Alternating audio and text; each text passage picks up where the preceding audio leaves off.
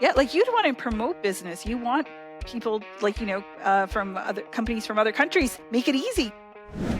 Before we get started with the show, here's a quick word from our sponsor, Global Training Center.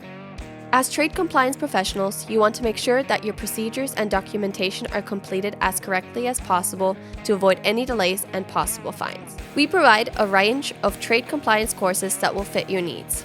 From in-person or web training to recorded on-demand courses, we can train one or even thousands on your team through your learning platform or on our portal. We can even customize a private session for your team. Go to globaltrainingcenter.com to find out more.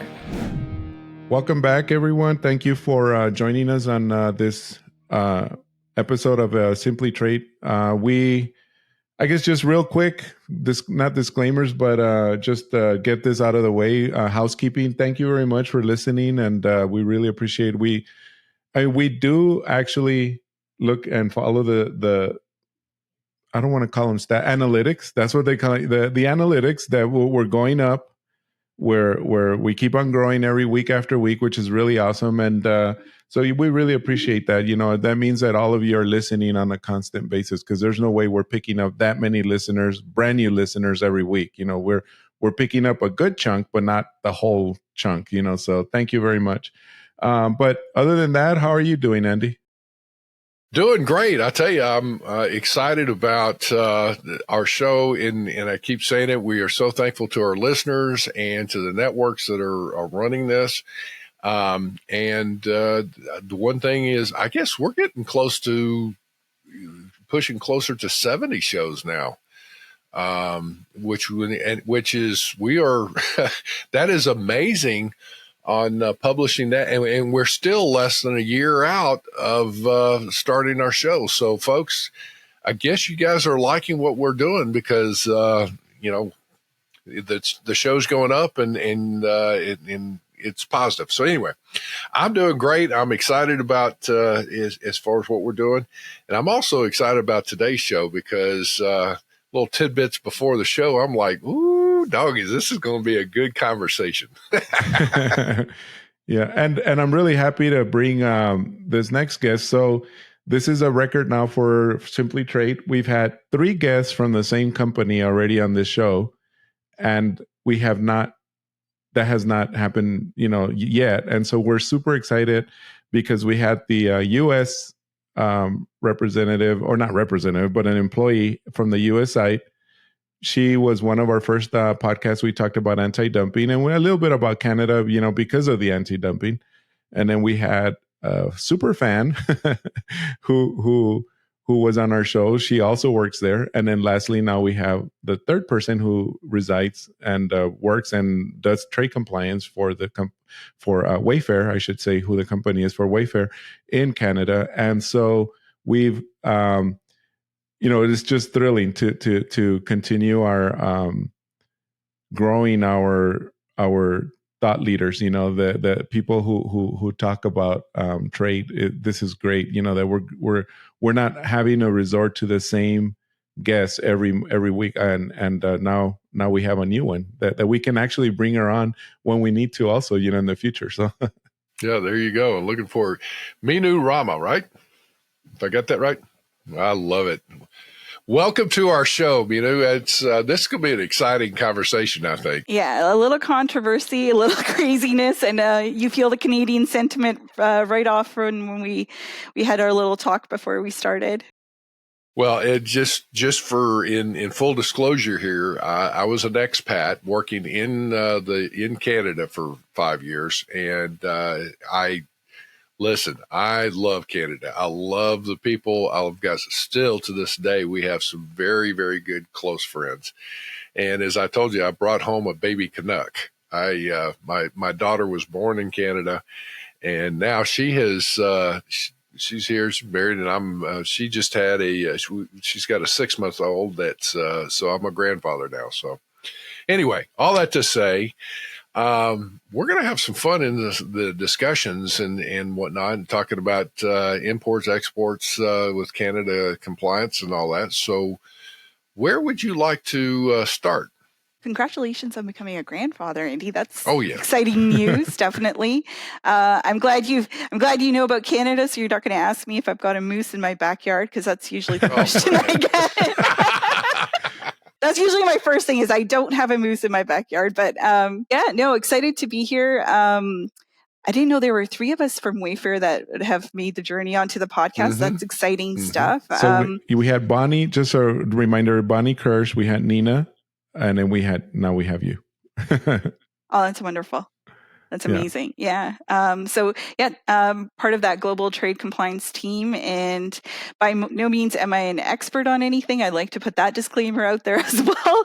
But I've got a lot of opinions on some of the exciting things we can say that are happening in Canada. Some maybe not so exciting for consumers and for non-resident importers. I think there's a lot of changes happening, and hard to keep track of everything.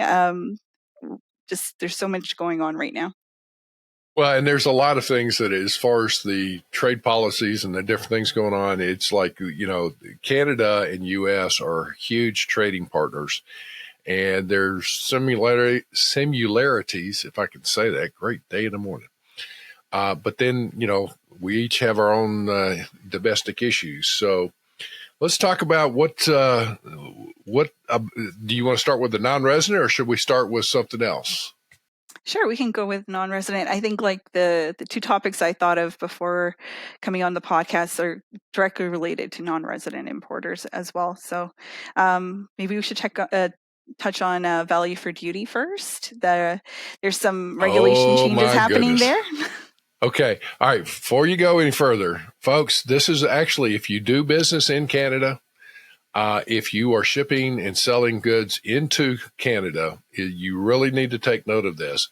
On the same token, for those my Canadian citizen counterparts, if you will, over there, take note of this as well. Most of those in the trade are probably familiar. If you are not and in business, set up and take notice, because you may want to get very active with some trade associations and with your political ramifications on some of the things going on, to make sure that some of these folks that are voting for this junk needs to have their butts kicked. Excuse me, but we'll see. No, you've got it exactly right, Andy. I'm telling you what, that needs to happen. I don't know the details, and I'm already madder than a wet hen here. Okay, let's go. Come up north and you can help us fight the good fight over here. I would love to. It's been a while since I've been back up there, but anyway. It's summertime. There's no snow, so we're good. How many people? I will say this. There were a lot of Canadian customs inspectors that would be on the border. And invariably on the summer, there would be so many people driving up from the States to go to vacation in Canada, and they had snow skis up on top in the middle of the summertime, thinking, they're going to go up there and go skiing. It's like, are you serious? Oh man, no. You'll be driving for a few days before you find some snow. Yes, You're gonna hit the Arctic up there before. You can't hit it, but it's a long ways up. It is a long ways up. Hey, did you know the longest road in the world goes right through Toronto? Yonge Street. Yonge Street, that's right. It's Yonge Street, that's right. So it goes all the way up to the Arctic. It a little swerves, but it does get up there. Yeah, it does get up there. It does get up there, yeah, for sure. So, value for duty, May 27th. So this is kind of like still fresh off the presses. The Canada Gazette, which if you're not familiar with, is like the Canadian government's newspaper publication of all new public notices, regulations, whatnot that are being proposed or have gone through assent and like they're applicable. They came up with a new regulation for proposed amendments to the value for duty. And originally, they only gave a 30-day consultation period. It has now been extended to 60 days. July 26th, which, originally 30 days, that's ridiculous. You barely have time to go through what they've written, cross-reference against the Customs Act and whatnot. But it has been extended. So basically, the stance that CBSA has taken is last sale. So they're looking for the last sale price. So what they're kind of like doing is saying that there's an unfair advantage to non-resident importers because they can use an earlier sale price within the supply chain, and it's not the sale to an actual buyer in Canada that's brought the goods into Canada. So they want to change the sale price to the last sale. So I'm going to give you a quick example. Say there is a retailer in Canada and they sell to a consumer, but they don't have whatever it is in stock. So they go back to a distributor. The distributor goes to a foreign manufacturer and imports into Canada.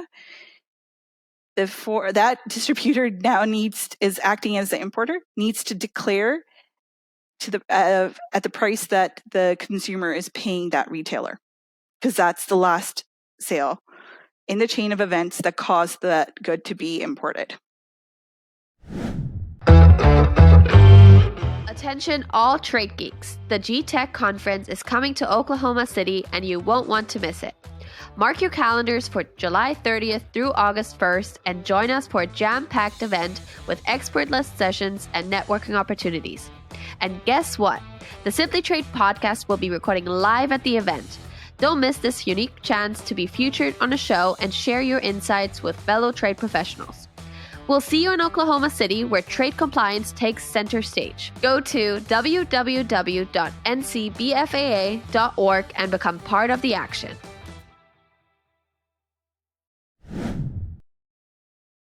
All right. So let me try and come up with a scenario here. Let's say that you drop your cell phone, it cracks, whatever, you got to get a new cell phone. So you walk into a cell phone store, one of the providers. It could be like Verizon. It could be, I forget some of the others, AT&T, whatever. All right. So yeah, we don't have those ones, but yeah, for sure.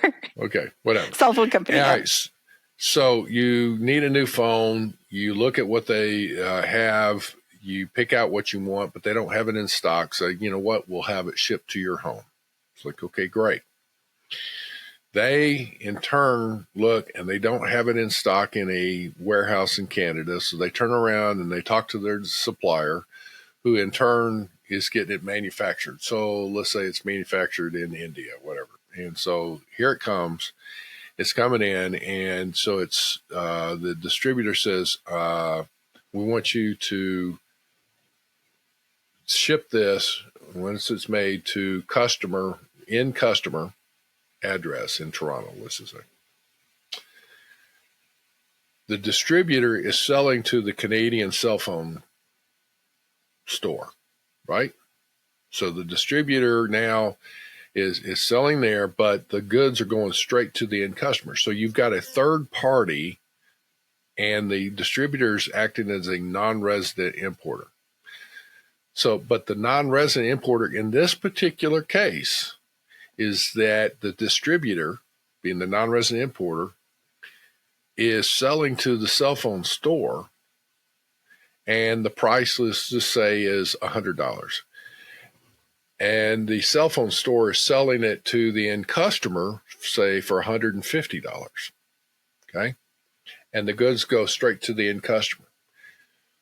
Since it's crossing the international border and the parties to the transaction are the distributor and the cell phone store, that value traditionally should be $100, because that's the sale transaction price to that in that scenario, right? And so the scenarios that they've posted are showing that now they'd like to have that $150, because that's what's triggering is the last point of, like, you know, in the supply chain, the last sale price and going to the consumer. And they're looking, they're saying that, like, what non-resident importers are doing, they have an unfair advantage because of the definition of what a purchaser in Canada was before. If they have a permanent establishment, what's causing that trigger for sale for export, and now they're trying to get to that $150. All right, so the whole idea is they're trying to get to the $150. What's the motivation? They're trying to increase revenue. The tax revenue is what they're trying to get out of it. Absolutely. All right, so let's play this out, though. Traditionally, it'd be $100 is the value because it's crossing the border. The sale transaction between the distributor and the cell phone store is an international transaction. However, the sale transaction between the cell phone store and the end customer would be considered a Canadian domestic transaction, correct? Correct. Okay. So the last time I checked, Canadian Customs has not been asking for an entry nor the revenue off a Canadian domestic transaction. Now, there are sales tax and GST taxes. That's different on the domestic transactions. Yeah, so this is where they're proposing these changes, like to redefine what the term sold for export to Canada and what that purchaser in Canada looks like. And they're saying that transfer of title to an importer or like some of those other things that they were looking at before are no longer going to be relevant to determining that value for duty. And so you're exactly right, where if it looks like it's looking at trying to get that extra duty revenue, and then at the end, it's just going to get passed to the Canadian consumer anyway. Right? Like as a way, as a Canadian consumer, that's the way I see it, right? Like my prices are going to go up because that's what companies are going to do, right? Well, but here's the other side of it. What about the key of what you're saying? I agree, the net effect, but here's where I guess I have the issue. Now that Canadian cell phone store, already their revenue would be based on the $150 sale. So if it's already being declared up front, to me, there would be justification to say, yeah, but I only paid $100 on it. So you see where I'm going? It's like, and you're already claiming that's double taxation on the same transaction. Yeah, I haven't that's one of the examples that was brought up to CBSA as part of like the consultation period. Like, how would that work? At what point do you have like a purchase order in hand? Has the transaction been completed with that end consumer or not? And then visibility. Like, if you're that distributor, you're not going to necessarily have visibility to what the retailer is selling the product for either, right? Agreed. Yeah. So there's a lot of holes in the proposed regulations right now. But it's just the whole idea of that they're looking for that last sale price. It's not always visible to an importer. And then, like the ramifications of how it goes downhill for consumers and the prices that they're going to have to end up paying. And a lot of times non-resident importers would establish like offices in Canada. So there's a whole aspect of like the effects on the economy that way too, right? Like why do you need to have a permanent establishment in Canada?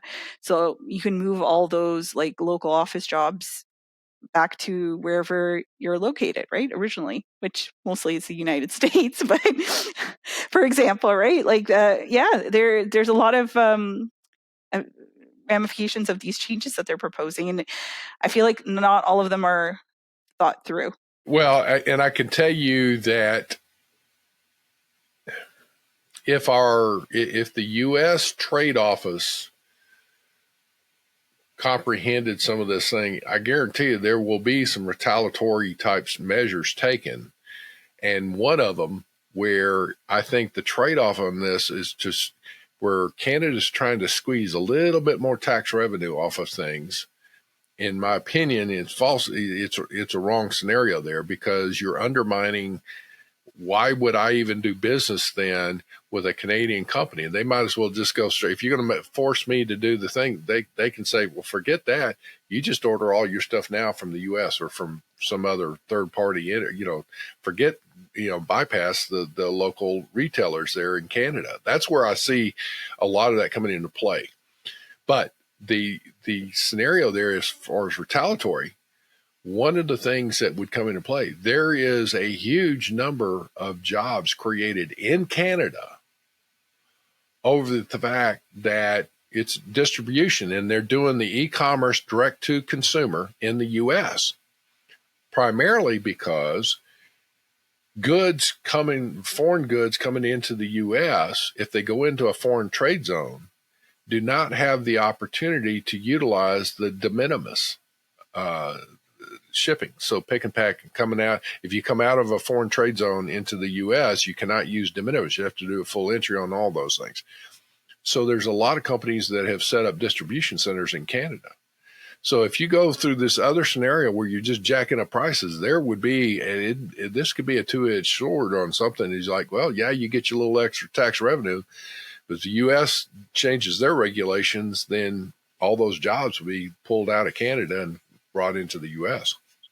Yeah, I think the way they've kind of like their stance on all of this is more of making it a fair playing field for resident importers, but it's going to affect resident importers equally as well. So, yeah, and if it's that like little incremental added duty revenue that they're looking for, you got to look at the other side of it. It's the way it's affecting, like you said, different ramifications, and especially job wise too, right? Because that's a huge hit.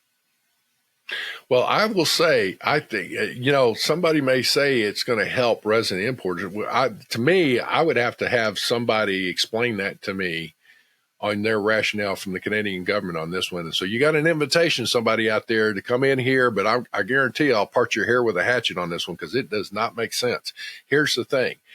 Canadian resident importers now will not have the incentive as far you're killing the wholesale deal here, and you're killing distributorships. It's like if you're going to go through the last sale on that may sound good in theory. I'll bet you whoever came up with this was somebody that doesn't know a hill of beans from international trade. And they've come up with this marvelous idea of something. Oh, yeah, look at all this revenue we're losing. You forget when it comes in like this, if it's a third-party importer, then you should be declaring the value between the exporter and the importer. And they, in turn, have their domestic, and they have to declare that to Revenue Canada and everybody else for whatever revenue and taxes. So if there is a non-resident importer selling directly to the end consumer, that makes sense to say, well, that is the last sale. There's not a third party in this. And that they should be declaring accurately. I agree with that. So here's the question. Show me where Canada Customs or whoever, where are the infractions? Where are the things that people are misdeclaring the goods apparently, or whatever they're saying that they're not getting the proper value on things? See, this doesn't make sense to me as far as what you just put forward there, Meenu, is that I know that's what they're pushing. It's obviously not you, but it's the scenario there is what problem are they trying to fix? They're claiming there is an unfair advantage to a non-resident importer over a resident importer. And this kind of action is just going to cut the knees off of a resident importer. Absolutely. And like this is still fresh and they've posted examples. And I think the importer community as a whole, we're trying to like still wrap our head around like all the different scenarios that could come up and exactly like you said, like what exactly are they looking for? And I think that maybe these regulations are too broad and or like not clearly defined enough for what they were actually trying to get after. If they're trying to like level the playing field, right? Like it might need, and I guess that's where we're still in consultation, right? Let's give them benefit of the doubt. They're still until mid-July. They're taking commentary from the different associations and whatnot. And I know there's trade law firms who are also putting together, in commentary on what they think the regulations actually should look like. I'll be honest, I go through the scenarios. I didn't even think of that one particularly. I was just talking to somebody who works for a company that's a distributor. And she's like, well, what do I do with this? And when she kind of brought it up, they're like, well, yeah, you'd have to do it for the price that the consumer's paying the retailer. And I'm like, how does that make sense? See, you're cutting off, you're absolutely killing Canadian merchants because they're bringing in things in a sense, wholesale, right? And some of the goods are going to have shipped directly to their customer. Why not? Because why pay two shipping charges? I just cannot believe it. Folks, my Canadian counterparts up there, get involved with, what is it, IE Canada? Canada, Retailer Council of Canada, I think they're doing something as well. So like, I don't want to speak for any of them, but I know, reach out. There's a lot of associations who are putting their commentary forth before the end date of July 26th.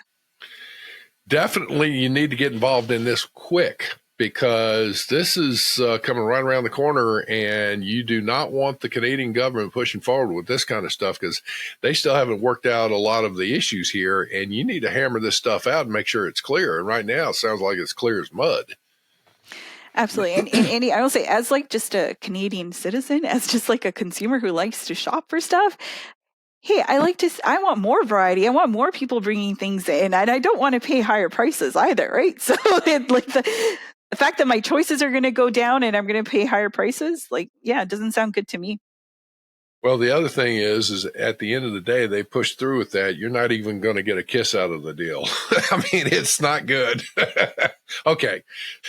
Well, Meenu, I really, really, really enjoyed this conversation. This is good. We're going to have to do some more of this. This has been great. I love hearing about what all's going on and from your perspective. This is just wonderful.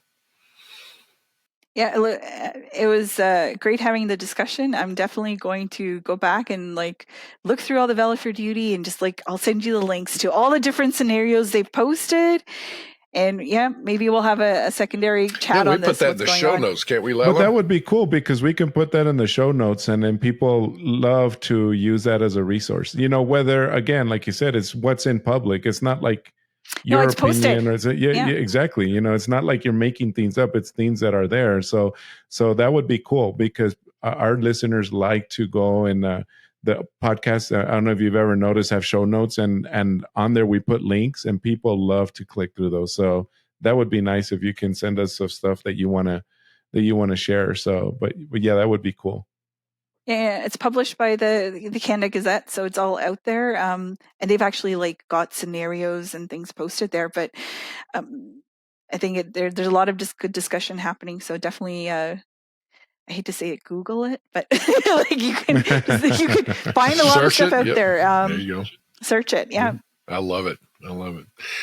Well, folks, I think we need to wrap up our show for today, but I will say this is a good one to our Canadian listeners. Please, please, please make comments, look at it. If you think that especially my comments are a bit irritating, then let's engage in some conversation and figure out what's the best thing. But the action should be find out a little bit more on what's going on. Talk to your trade folks in the Canadian government and in the private sector. Get involved with their trade associations and get up to speed and see what you should be doing to push for, the good, the bad, whatever, and figure out what to do. So with that, Meenu, thank you so much. Lalo, anything else from you, my friend? No, we're done. We're good now. So I just want to thank Meenu also, but thank you for coming on, and look forward to maybe having you and Bonnie together. It'd be fun to hear, like an inner company type, like how you guys coordinate, work together and everything between two countries or something. That'd be nice. And who has the better compliance, in the U.S. or in the Canadian side? Yeah. And sit back and watch the show. Hey, should I say that? Should I say this? We just follow Big Brother. Oh my gosh. I love it.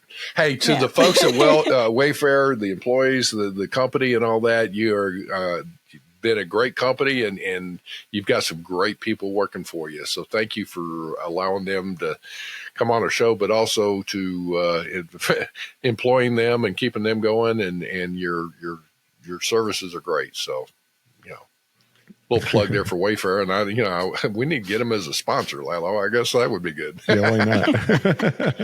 All right. Have a great day.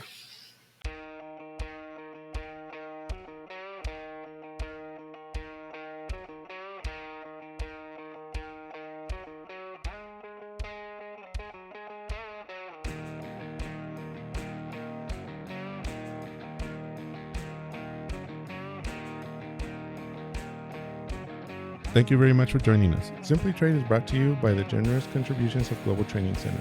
You can follow the show and GTC on LinkedIn or Twitter and other social networks. Make sure you check out the show notes in the description for a full rundown of today's show with all the important links. Also, make sure that you share this with a friend and subscribe on your favorite streaming platform. We really like hearing from you.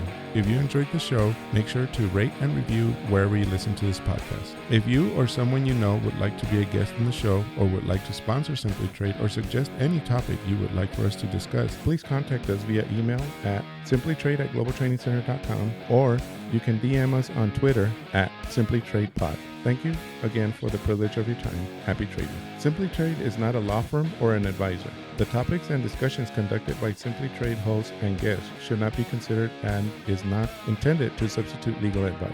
You should seek appropriate counsel for your own situations. These conversations and information are directed towards listeners in the United States for informational, educational, and entertainment purposes only and should not be substituted for legal advice. No listener or viewer of this podcast should act or refrain from acting on the basis of information on this podcast without first seeking legal advice from counsel. Information on this podcast may not be up to date depending on the time of publishing and the time of viewership. The content of this posting is provided as is. No representations are made that the content is error-free. The views expressed in or through this podcast are those of the individual speakers, not those of their respective employers or Global Training Center as a whole. All liability with respect to actions taken or not taken based on the contents of this podcast are hereby expressly disclaimed.